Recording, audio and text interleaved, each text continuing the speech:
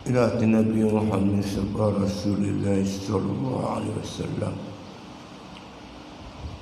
وكافة الأنبياء والمرسلين ولجميع المسلمين والمسلمات والمؤمنين والمؤمنات وخصوصا إلى حضرة الشيخ ابن عطاء الاسكندري شاء الله لهم الفاتحة.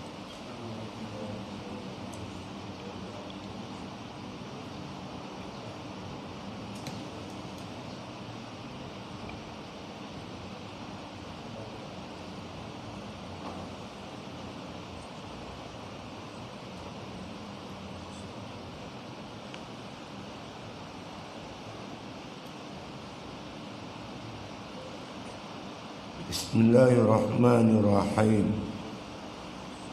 Alhamdulillahi Rabbil Alamin.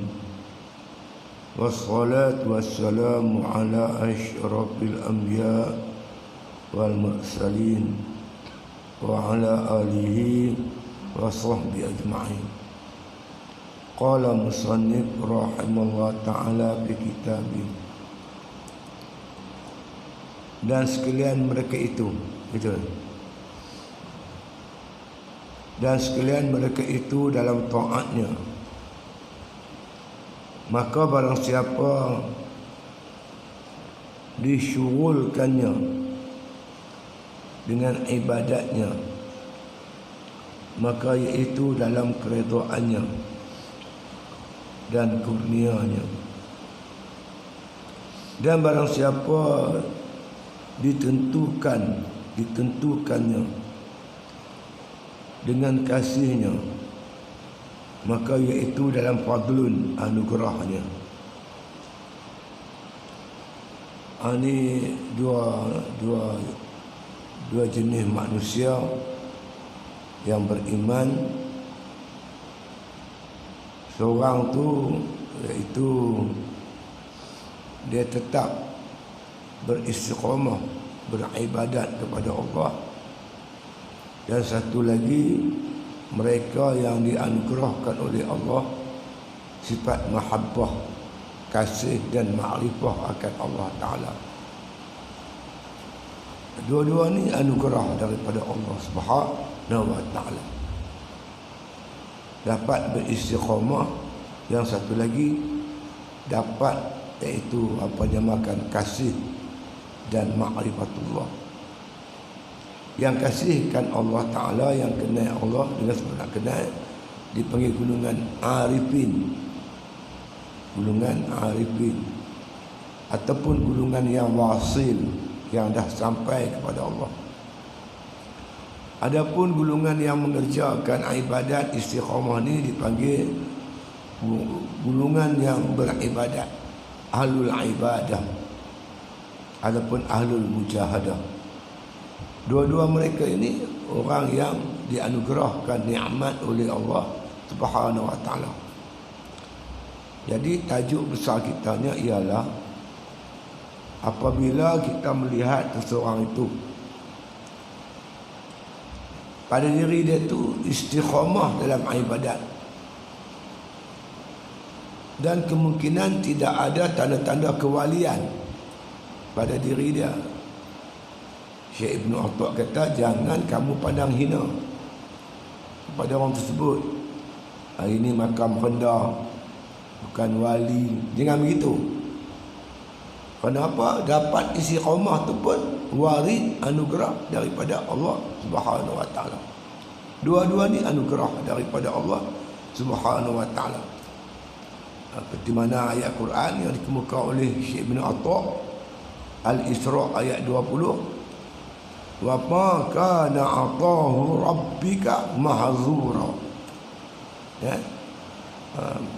Siapa yang Allah Ta'ala bagi, makna kita kata bagi pada mereka itu anugerah atau nikmat, mereka nikmat itu tidak tertegah. Haula wa haula'i min ata'i rabbika. Mereka itu makna kata daripada kurniaan Allah Ta'ala, sama ada makam istiqamah ataupun karamah atau gulungan salik atau gulungan wasil, Semua ni anugerah daripada Allah Subhanahu wa taala. Kata musannif rahimahullah taala, dan sekalian mereka itu dalam taatnya, sama ada golongan tu golongan istiqamah atau ahlul ibadah ataupun ahlul mereka yang diberi karamah oleh Allah, mereka semua ni golongan yang taat kepada Allah, sentiasa tunduk dan patuh kepada perintah Allah. Maka barang siapa disyughulkannya dengan ibadatnya, disyughul ini dianugerah oleh Allah sifat berbimbang-bimbang, hati dia tu terikat dengan ibadat, bimbang dengan ibadat, dipanggil golongan yaqadha, biasa berjaga-jaga dengan ibadat, ambil berat bab ibadat. Yang siapa disyughulkan oleh Allah Ta'ala dengan ibadat, kata musannif rahimahullah ta'ala, maka iaitu dalam keredaannya. Orang ni Tuhan redha. Tapi kalau orang yang buat ibadat ni halal balai, suka buat-buat, tak suka tak buat, dia permudah-mudahkan syariat, dia permudah-mudahkan segala larangan Allah, ini dosa kecil dia kata. Ini orang yang tidak diredha oleh Allah, hatinya liar dengan Allah. Orang yang disyughulkan dengan ibadat, orang ni dapat redha Allah. Orang ni jinak hatinya dengan Allah, ya. Dan kurnianya dalam redha Allah dan kurniaan Allah Subhanahu wa taala. Allah redha Allah, dan Allah bagi macam-macam anugerah kepada dia. Siapa yang istiqamah dalam ibadat, ya. Dan barang siapa ditentukannya dengan kasihnya, maka iaitu dalam fadlul anugerahnya. Golongan satu lagi, Allah anugerah dia kasih sayang Allah. Yuhibbuhum wa yuhibbuna. Allah kasih mereka, mereka kasih Allah. Siapa yang Tuhan kasih ni? Banyak yang Tuhan kasih. Antara yang Tuhan kasih, orang yang ikut sunnah Nabi sallallahu alaihi wasallam. Qul in kuntum tuhibbunallah fattabi'uni yuhibbukumullah. Kata oleh Muhammad, kalau kamu benar-benar kasihkan Allah, ikut aku, ikut sunnah Nabi sallallahu alaihi wasallam, nescaya kamu dikasihi oleh Allah Ta'ala. Siapa lagi yang Tuhan kasih? Orang yang bersifat tawadhu', merendah diri. Innahu la yuhibbul mutakabbirin. Allah tak sombong, Allah tak suka orang sombong.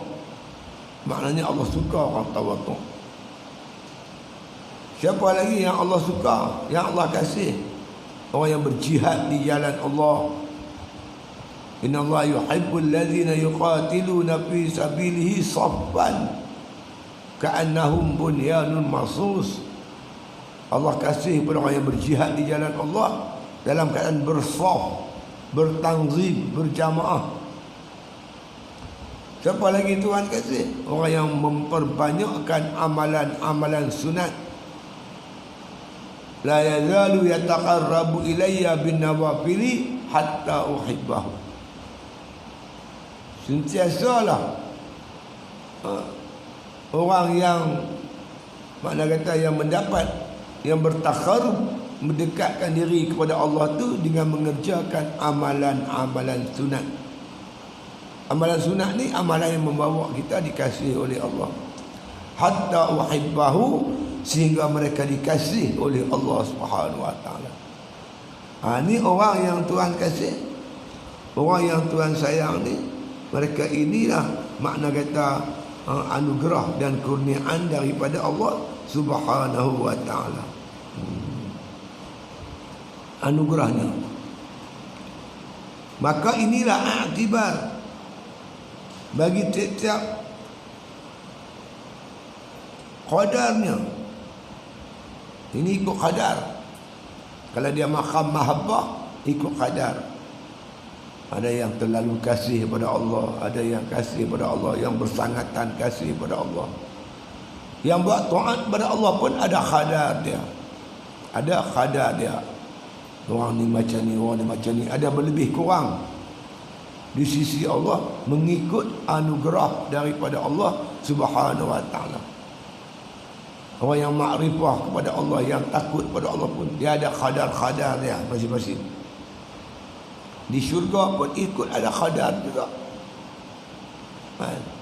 Ada syurga ni, ada syurga ni, ikut khadar. Makna kata ketinggian mereka itu di dunia dulu. Ya.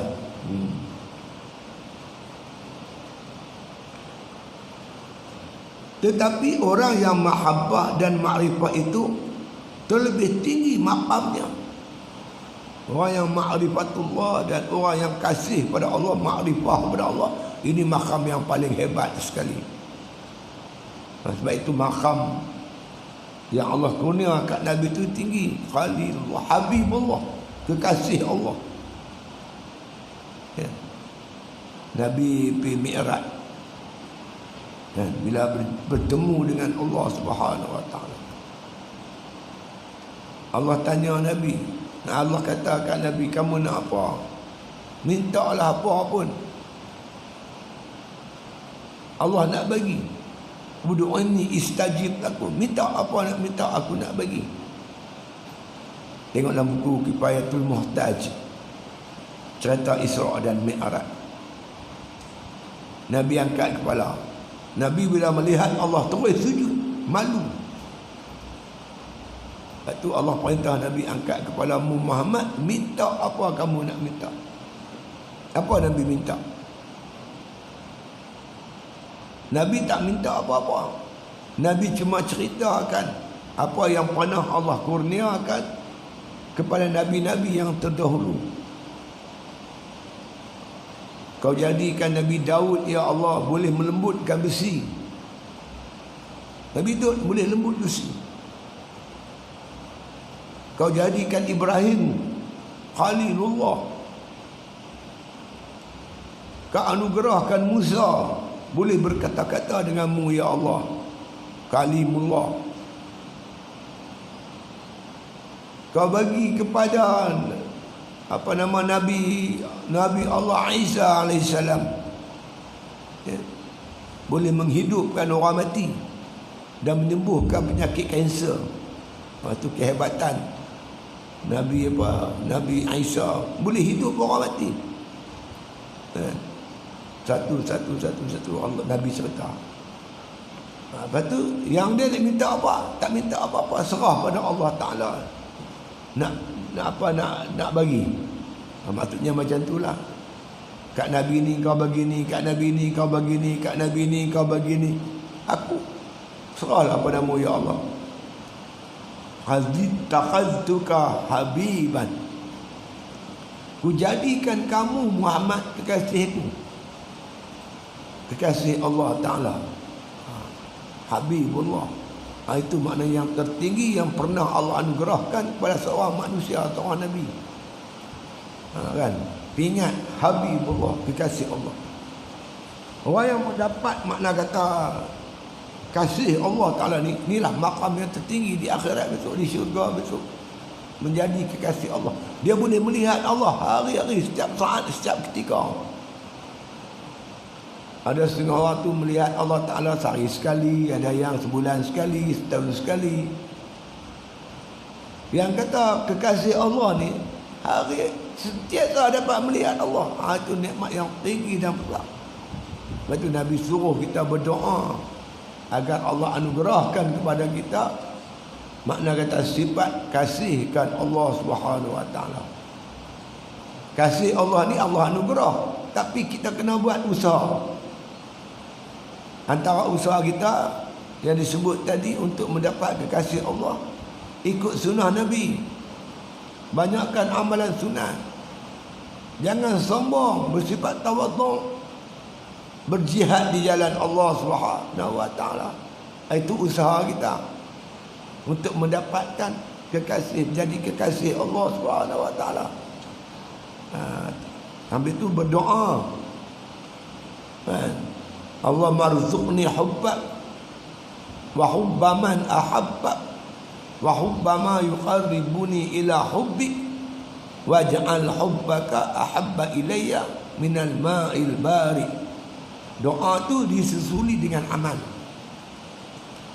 Allah marzuqna hubba, Allah marzuqni hubba. Ya Allah, ya Tuhanku, anugerahlah kepada aku, rezeki kepada aku, kasihkan Engkau. Itu doa kita, minta Allah anugerahkan sifat mahabbah, kasihkan Allah. Wa hubba man ahabba, rezeki aku kasih kepada orang yang Kau kasih. Untuk mendapat tu kita kasih kepada orang yang Tuhan kasih. Allah kasih kepada ulama, kita kasih kepada ulama. Allah kasih kepada pejuang Islam, kita kasih kepada pejuang Islam. Allah kasih kepada orang beriman, kita kasih kepada orang yang beriman. Apa saja mereka-mereka yang dikasih oleh Allah, kita kasih kat dia. Wa hubba ma yuqarribuni ila hubbi. Campak aku perasaan kasih kepada apa yang membawa engkau kasih. Apa amalan yang membawa Tuhan kasih kat kita? Antara kita sebut tadi amalan sunat. Mudah-mudahan Allah campak kita perasaan suka amalan-amalan sunat, suka beribadat tu. Wa hubba ma yuqarribuni ila hubbi. Ila hubbi. Allah marzuqni hubba wa hubba man ahabba wa hubba ma yuqarribuni ila hubbi waj'al hubbaka ahabba ilayya minal ma'il bari. Campakkanlah pada aku perasaan kasih padamu ya Allah, lebih ku kasih daripada air sejuk, air dingin. Itu dia. Itu cara-cara dia berdoa dan juga beramal. InsyaAllah.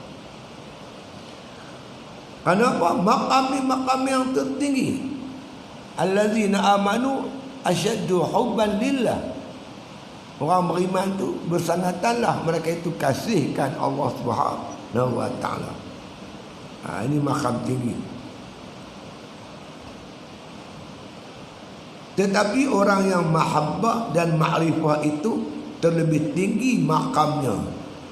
Kerana bahwasanya maqam ibadah itu bidayah dan maqam mahabbah itu nihayah. Maqam mahabbah itu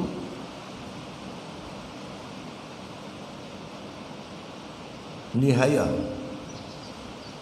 Maqam ibadah itu bidayah, maqam mahabbah itu nihayah, dan maqam ma'rifah itu nihayah. Macam mana ayat ni? Kerana bahawasanya maqam ibadah itu bidayah dan maqam mahabbah dan maqam ma'rifah itu nihayah. Macam tu. Baru dia silap cetak kot. Wallahualam. Dia susun ayat dan macam tu. Dan jikalau kerana bahawasanya maqam ibadah itu bidayah. Tahu maksud bidayah? Bidayah permulaan. Dan maqam mahabbah itu dan maqam ma'rifah itu nihayah. Itu dia.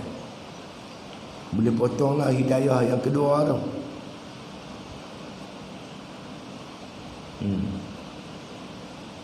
Baca balik.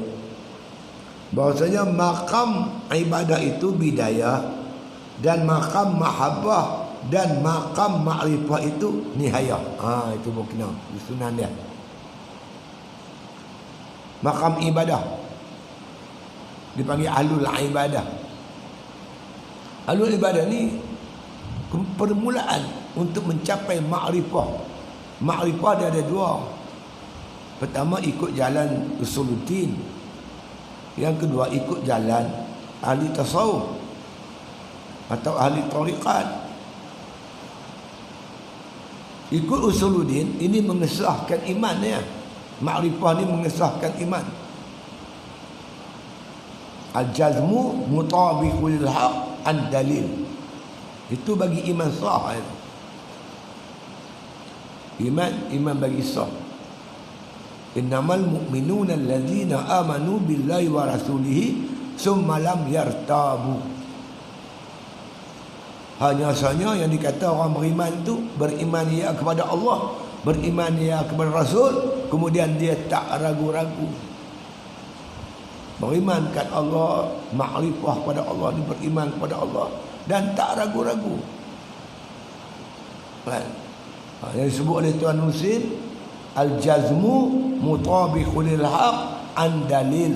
I'tiqad yang jazam, muafakat yang sebenar dan ada dalil. Itu bagi iman sah ya. Iman tu bagi sah. Seperti mana disebut oleh Nabi, al-imanu uriyan. Iman itu bertelanjang. Iman ada tapi tak boleh buat taat lagi. Belum mampu meninggalkan maksiat, dia panggil iman bertelanjang. Walibasuhu taqwa. Dah ada iman bagi pakai dia, pakaian iman taqwa. Menjunjung perintah Allah, meninggal larangan Allah. Ini permulaan ni. Permulaan orang yang berjalan untuk mencapai tahap makrifah yang sempurna. Dipanggil ahlul ibadah. Ahlul ibadah ni orang panggil dia, ulama sufi panggil dia ahlul bidayah. Maqam bidayah, permulaan baru nak berjalan. Kemudian bila dia beribadat sungguh-sungguh, Allah campak dia tinggi lagi. Wazinatul haya. Perhiasan iman malu. Baru dia main rasa malu, terbuka pintu hakikat. Wasamaratuhul ilmu. Buah dia daripada ibadat tadi ilmu ma'rifah. Ma'rifatullah, mengenai Allah dengan kenal yang sempurna. Bila ma'rifah pada Allah, kenal Tuhan sungguh-sungguh, baru dia main mahabbah. Itu jalan-jalan dia, perjalanan dia. Itu dah timbul ulama sebut syariat, tarikat, hakikat, ma'rifah tu. Itulah benda dia. Itu dia. Jadi bermula dengan iman bidayah, dipakaikan dengan ibadat, kemuncaknya dipanggil nihayah, kesudahan. Baik, kita nak tunjuk contoh-contoh yang mudah faham. Ma'rifatullah, mengenai Tuhan. Kita mengenai Baitullah, mengenai Baitullah. Orang sebut ada ilmu yakin, ada ainul yakin, ada haqqul yakin. Yakin ni macam-macam. Iman ilmu, iman ayyan, iman hak. Dia ada macam-macam kategori dia. Okey, kita sekarang kita duduk di Malaysia. Ni duduk sini ni. Tapi kita tak pernah pergi Mekah. Seumur hidup kita tak pernah pergi Mekah, tak pernah sampai ke Mekah. Kita percaya tak di Mekah tu ada Baitullah, ada Kaabah? Percaya tak? Percaya di Mekah ada Kaabah? Kita percaya. Hang pernah tengok Kaabah? Tak pernah. Habis macam mana boleh percaya? Percaya tu dipanggil ilmu yaqin. Percaya dengan perkhabaran, cerita. Orang cerita kat kita, orang muhabang, apa abang, aku mau balik pada Mekah. Itulah pertama kali aku pergi Mekah. Sampai masjid entah, Masjidil Haram, aku tengok Baitullah. Itulah pertama kali aku melihat Baitullah. Siapa balik Mekah, semua cerita dia tengok Kaabah. Perkhabaran tu dalam bentuk mutawatir, berturut-turut. Semua cerita, tak ada orang kata aku hantar aku pergi Mekah, aku tak nampak Baitullah pun. Hang ni pergi mana? Hang pergi Mekah ke pergi mana? Kalau sebut pergi Mekah, mesti sebut Baitullah. Perkhabaran tu dah berturut-turut dipanggil mutawatir. Kita percaya. Percaya dengan perkhabaran. Hang pernah tengok Tuhan tak? Tak pernah. Macam mana hang tahu Tuhan ada? Quran cerita, Nabi cerita, ni dalil tu ada. Ada panggil kenal Tuhan dengan berdalil, dengan dalil-dalil. Inna fi khalqis samawati wal ardi wa ikhtilafil laili wan nahar la ayatin li ulil albab. Pada kejadian langit dan bumi, pertukaran malam dan siang, ni semua dalil tanda adanya Allah. Jadi kita kenal Tuhan dengan berdalil. Itu panggil bidayah. Iman ada tapi iman lemah, masih lemah. Habis nak bagi iman tu kuat macam mana? Kena tarik, kena berjalan, kena beribadat. Ibadat tu merupakan jalan untuk sampai makrifah yang sempurna. Kita duduk di Mekah, duduk di Malaysia, yakin ada Baitullah, yakin. Yakin tu nama ilmu yakin ya. Untuk mendapat keyakinan yang mantap dan kuat sempurna, kita kena tarik, kita berjalan pergi Mekah. Naik kapal terbang, naik kapal laut, berjalan kaki, tak kisahlah, tapi berjalan ke Mekah. Ini yang disebut jalan-jalan, tarikat, suluk. Inilah bendanya. Faman kana yarju liqa'a rabbih falyamal amalan salihan wala yusyrik biibadati rabbih ahada, kata Allah. Siapa nak bertemu dengan Tuhan dia, nak kenal Tuhan dengan kenal yang sempurna, makrifah yang sempurna, apa jalannya? Falyamal amalan salihan. Kena buat amal soleh. Amal soleh tu dipanggil tarikat. Kan tarikat pegang tasbih tu saja. Tarikat ni mengerjakan amal soleh. Semua ibadat-ibadat wajib dan sunat dia buat, tinggal haram dan makruh. Itu jalan-jalan Tuhan tunjuk, tu jalan untuk sampai kepada Allah. Makrifah sempurna, kena beramal soleh. Kalau nak yakin sungguh-sungguh ada Baitullah di Mekah, kena pergi ke Mekah tu. Kena berjalan ke Mekah. Itu panggil tarikat, suluk, salik. Kita pun jalanlah. Jalan-jalan sampai Mekah, masuk Masjidil Haram. Nampak dah Mekah? Baitullah. Nampak? Itu panggil ainul yakin. Bukan dengan ilmu dah, dengan mata kepala kita nampak Baitullah tu. Itu dipanggil ainul yakin. Iman ayyan. Tawaf 7 kali. Lepas tawaf sentuh Baitullah. Itu panggil haqqul yakin. Haqqul yakin, yakin dengan hak, dengan sebenar-benarnya. Begitulah taraf makrifah ni. Dan kita kenal Tuhan mengaji usuluddin, beramal sungguh-sungguh. InsyaAllah sampai satu peringkat Allah Ta'ala campurkan di hati kita mengenal Tuhan dengan kenal yang sempurna, kenal sungguh-sungguh, bahkan terasa kasih kepada Allah, cinta Allah, gerun dan takut kepada Allah dan sebagainya. Yang ni dipanggil nihayah. Nihayah ni mana yang dah sampai ujung dia, puncak dia, mengenai Allah dengan kenal yang yakin. Mula beribadat tu dipanggil bidayah. Ada bidayah, mesti ada nihayah. Man syaraqat bidayatuhu syaraqat nihayatuhu. Siapa bercahaya pada bidayahnya, maka Allah akan bagi bercahaya nihayahnya. Mai ke pondok ni, itu bidayah. Betul niat, mai nak mengaji, mai nak beramal, itu namanya bidayah yang bercahaya. InsyaAllah nihayahnya kesudahan dia, kita dapat ilmu, kita boleh beramal, boleh menyampaikan ke orang. Itu dipanggil nihayah. Niat betul-betul. Mula niat tu bagi kena, ujung niat bagi cantik. Umpama kita nak pergi Kuala Lumpur, kita pergi stesen bas tu, beli tiket bas Kuala Lumpur, naik bas Kuala Lumpur, dah ambil tiket, tengok di depan bas tu dia tulis Kuala Lumpur. Betul tak kita punya bidayah? Betul, kita pilih bas yang betul, ambil tiket yang betul, naik bas pun yang betul. Sampai tak Kuala Lumpur? Sampai. Tapi kalau nak main nak pergi Kuala Lumpur, pergi ambil bas Butterworth. Ambil tiket Butterworth. Naik bas Butterworth. Kan?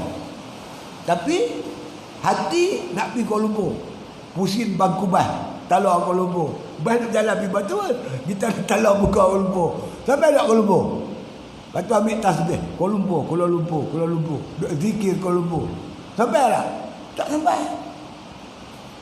Begitulah apa hal kita sekalipun. Kita kahwin kerana apa?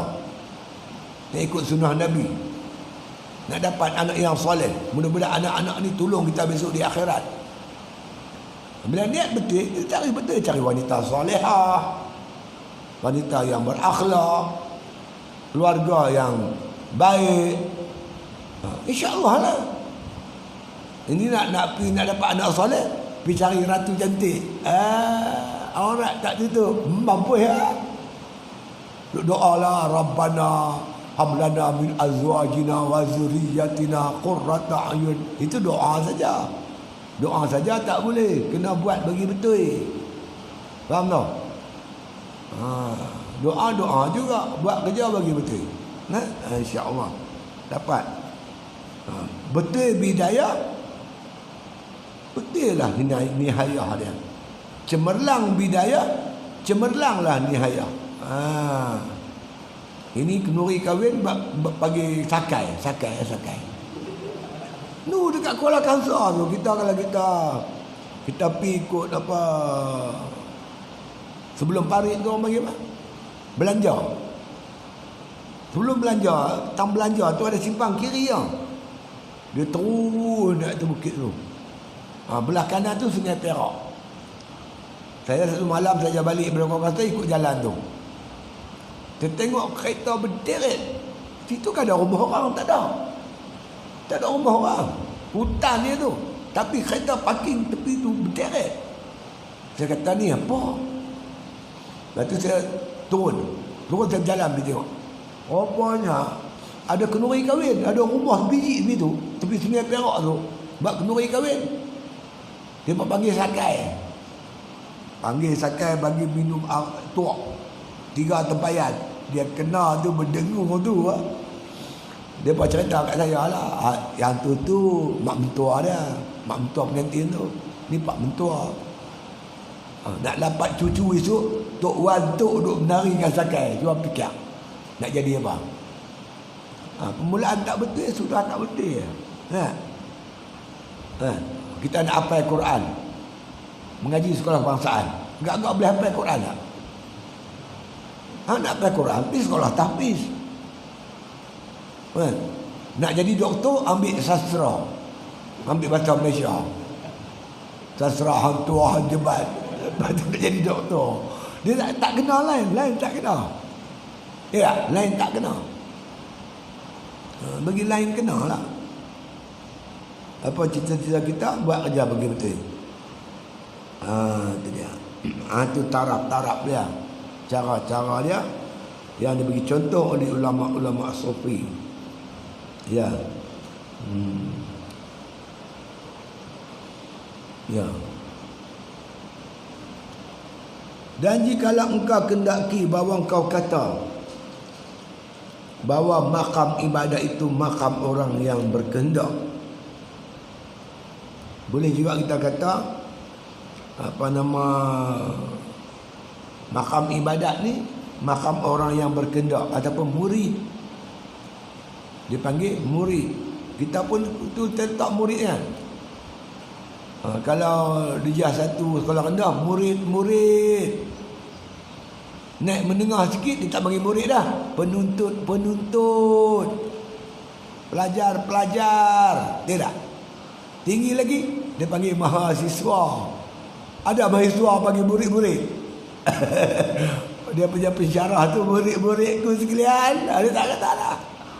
Ikut kan? Ada murid, ada pelajar, ada mahasiswa. Kalau kita nak kata murid, orang yang bidayah ni murid, boleh juga. Murid, orang yang berkehendak mendapat kebahagiaan di akhirat dengan beribadat. Murid pun boleh kita panggil berkehendak. Dan makam mahabbah itu makam orang yang dikehendaki.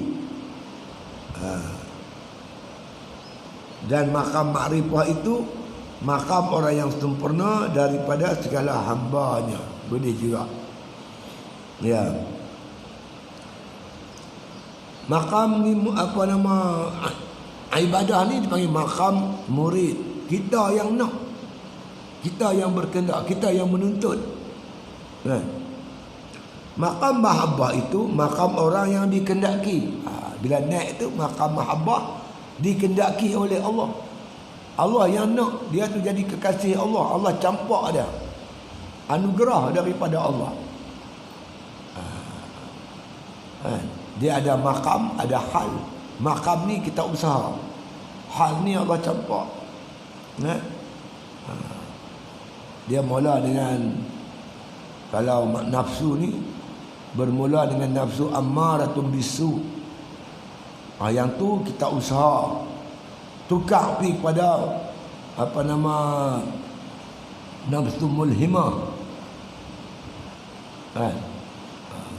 Nafsu ammaratun bisu, muhimmah.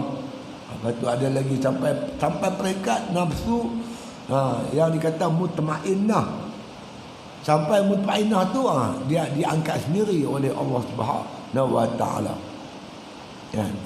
Dia. Dan dia kata makam makrifah itu makam orang yang sempurna daripada segala hambanya. Itu makam ma'rifatullah, kenal Allah. Makrifah yang sempurna itu makna kita makam yang paling sempurna. Kita baca hadis tadi, al-imanu uryan wa libasut taqwa wa zinatul haya wa samaratul ilmu. Iman telanjang, pakaian iman takwa, perhiasan iman malu, buah iman tu makrifah, ilmu makrifah. Kita tanam pokok, apa kita nak? Nak buah kan? Sempurna pokok tu bila dia berbuah. Pokok saja tak jadi.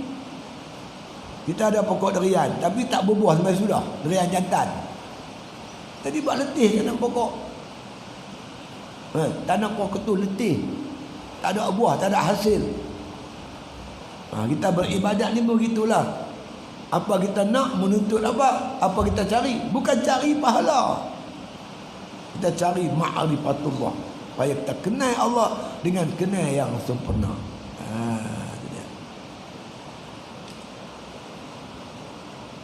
Ini orang sempurna pada hambanya, hamba Allah.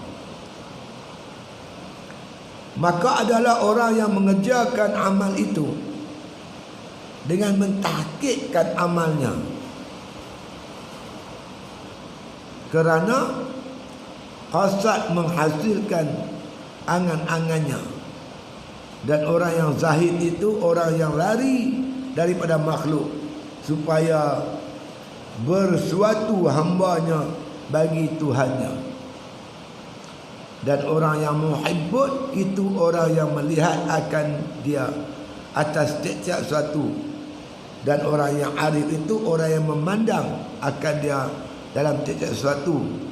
Dan orang yang wasil itu orang yang telah fana ia dengan dia daripada tiap-tiap sesuatu. Ini satu tip yang diberi oleh Tok Pula Manis kat kita. Dan kedudukan orang yang beramal.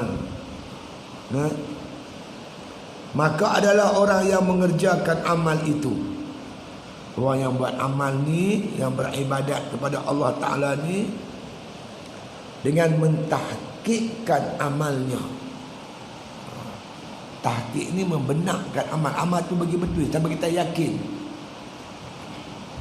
Kita ambil uduk, kita basuh muka, kita tahqiq. Yakin sungguh. Bila habis ambil uduk, kita yakin uduk kita ni cukup. Rukun-rukun dia semua cukup. Ini orang yang beramal. Kalau dia sendiri pun tak tahu betul tak betul ibadat aku ni, sembahyang pun sah ke tak sah pun tak tahu. Itu tak tahqiq. Uduknya tahqiq, mengangkat hadasnya tahqiq, sembahyangnya tahqiq. Nak tahqiq ni dengan apa? Dengan ilmu. Kalau tak ada ilmu, dia takkan tahqiq. Dia takkan yakin yang kata ibadat dia ni betul. Aku tak tahu betul tak betul. Tahu sembahyang aku. Tu dia tak ada ilmu. Orang mengaji ni, dia buat sesuatu dengan tahqiq. Dengan dia yakin, aku buat ni betul. Wuduk aku ni sah. Mana orang tahu sah? Cukup rukun dia, syarat dia semua. Sebab itu kita kena mengaji. Kalau kita tak mengaji, kita jadi mukhallid. Mukhallid ni taklid, ikut-ikut orang. Ikut DAP. Dia pun tak tahu betul tak betul. Kita betul ni dengan ilmu. Orang nak tahu orang tu betul ke salah? Dengan ilmu kita ukur dia betul atau salah. Ilmu ni kayu pembaris, penimbang. Kita nak tahu benda ni berat ke ringan, timbang. Panjang ke pendek, sukat. Jadi nak sukat sesuatu, nak timbang sesuatu tu dengan ilmu. Dengan ilmu ni kita tahqiq. Lepas tu panggil ilmu yakin. Kita yakin adanya Allah dengan ilmu Al-Quran, dengan hadis, dengan dalil-dalil. Sebab itu perlu berdalil. Jadi ini orang yang pertama, ahlul ibadah. Ya. Kerana qasad menghasilkan angan-angannya. Kerana qasad dia beribadat menghasilkan angan-angan ni, cita-cita dia. Cita-cita beribadat supaya ibadat dia sah, supaya Tuhan terima. Itu golongan yang pertama. Dan orang yang zahid itu orang yang lari daripada makhluk. Yang zahid, yang zuhud, bila dia beribadat mesti ada sifat zuhud. Bukan kerana dunia, bukan kerana orang, bukan kerana puji, bukan kerana apa. Nak ikhlaskan ibadat dia tu, dia lari daripada makhluk. Bukan lari diri tu, tapi tengok orang lari kan begitu. Hati tu tak tertambat dengan makhluk. Bukan mengharapkan sesuatu yang ada di tangan makhluk. Itu makna zuhud. Dia tak mahu makhluk manusia ni mempengaruhi dia. Manusia ni menyekat dia, mempengaruhi dia. Dia tak mahu. Itu panggil orang yang zahid. Supaya bersatu ni bersatu hemahnya bagi Tuhannya. Supaya makna kata hemah, cita-cita ibadat dia Allah. Dia tak mahu sangkut dengan makhluk langsung. Dipanggil orang yang zahid atau orang zuhud.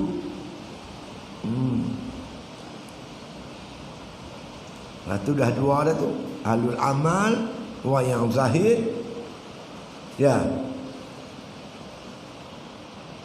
Dan orang yang muhibbun, orang yang kasihkan Allah pula, itu orang yang melihat akan dia atas tiap-tiap satu.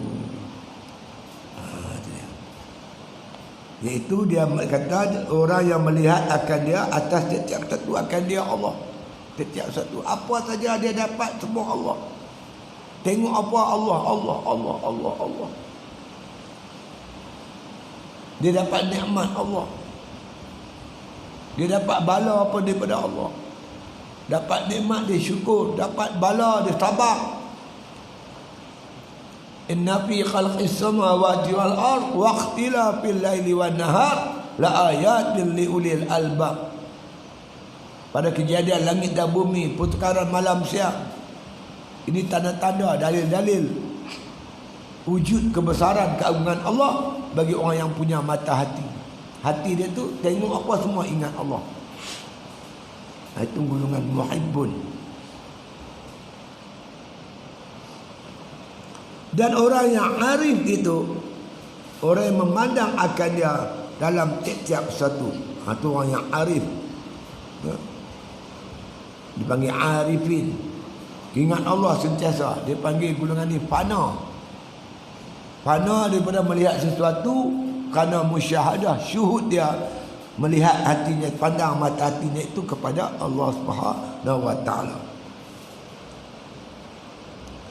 Dan orang yang wasil itu orang yang telah fana ia dengan dia daripada tiap-tiap sesuatu. Itu golongan yang wasil, yang sampai kepada Allah Ta'ala, yang mengenal Allah dengan kenal yang sempurna. Semua daripada Allah, daripada Allah, dengan Allah, kepada Allah. Inna lillah wa inna ilaihi raji'un. Daripada Allah datangnya, kepada Allah kembalinya. Dia buat ibadat, dia nampak ibadat yang aku boleh buat ni dengan anugerah Allah, daripada Allah. Itu dia panggil daripada Allah, dengan Allah, dengan kehendak Allah, pertolongan Allah, anugerah Allah, pemberian Allah. Dalam buat ibadat tu, aku tak bergerak sendiri. Aku bergerak ni dengan Allah. Allah buka mulut aku, aku boleh bercakap, baca. Aku sujud dengan Allah, kehendak Allah. Dia tak nampak dia bersendirian, dia nampak dengan Allah. Wa huwa ma'akum aina ma kuntum. Allah bersama-sama kamu di mana kamu berada, itu dengan Allah. Oleh kerana daripada Allah, dengan Allah, kepada Allah. Ibadat ni dihalalkan semata-mata kerana Allah, kepada Allah, bukan kerana makhluk. Wa ma umiru illa liya'budullah mukhlishina lahuddin. Allah tak suruh kamu beribadat melainkan ikhlas kepada Allah Subhanahu wa taala.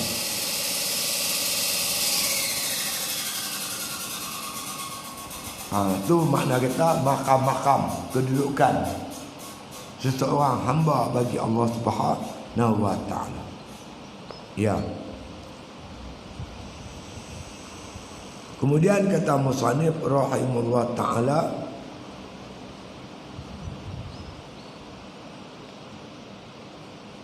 ya, maka apabila memandang hamba itu kepada sendiri hak Ta'ala, wallahu a'lam. Al-Fatihah.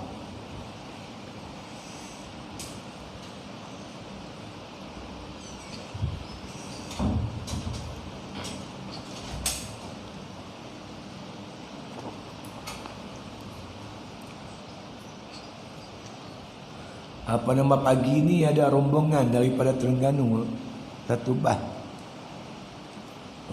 Dia kita siap makan, betul siap kenderaan lah nak angkut mereka mai tu. Tak tahu ke berapa, kira aku 9-10 kot.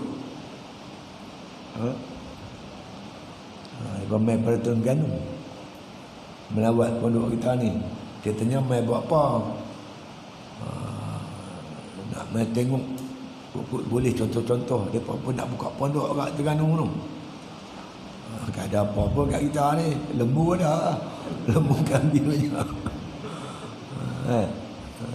Apalah, mereka mai kita ra'i, insyaAllah.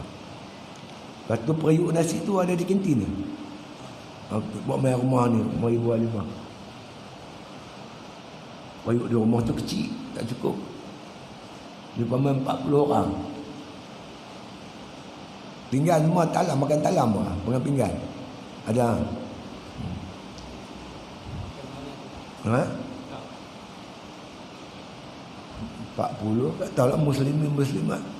Belakang tu tak tahu ada muslimin muslimat yang tak ada, tak tahu. Tengoklah kalau ada muslimat, kita buat macam biasa. Muslimat belakang, muslimin kiri.